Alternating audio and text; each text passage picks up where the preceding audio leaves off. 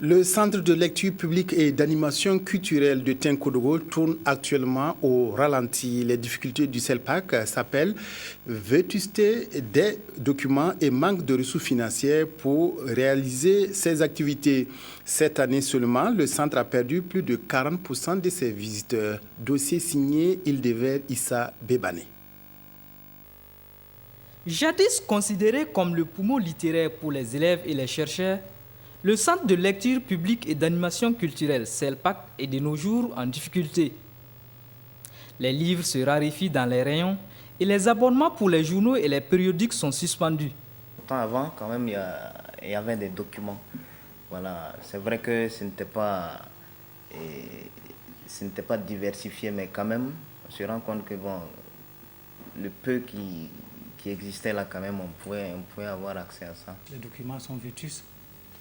Donc, on n'arrive pas à répondre à la demande des usagers.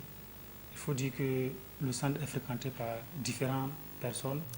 Anciennement appelé Centre de lecture et d'animation culturelle CLAC, cette bibliothèque publique a actuellement un statut administratif moins clarifié. Le centre souffre des difficultés. Peut-être c'est structurel, c'est plus structurel pour moi. Parce qu'il faut qu'on arrive à situer un peu les responsabilités, qui fait quoi. La direction, le ministère de la Culture, la direction générale du livre, parce qu'il y a une direction générale du livre, et ensuite il y a la coordination des réseaux CELPAC, et ensuite il y a les collectivités. Alors, si la chose a été reprocédée aux collectivités, et il faut qu'on sache, la direction générale du livre, qu'est-ce qu'il doit faire, le coordinateur, qu'est-ce qu'il doit faire, la collectivité qui reçoit l'infrastructure, qu'est-ce qu'elle doit faire.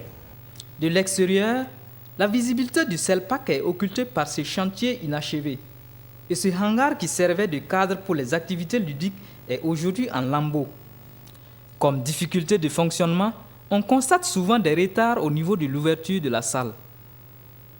Du coup, l'effectif des abonnés a chuté d'environ 1000 en 2013 à 600 personnes en cette année 2014. Et pourtant, les enseignants ne tarissent pas de mots pour expliquer l'importance du CELPAC pour les élèves. Et il n'y a pas d'école sans livre. Alors, le livre est aujourd'hui la source d'inspiration et de culture de tout le monde, des élèves y compris aussi souvent les enseignants. Je pense qu'aujourd'hui c'est des structures qui mériteraient peut-être un regard plus attentionné de la part des autorités,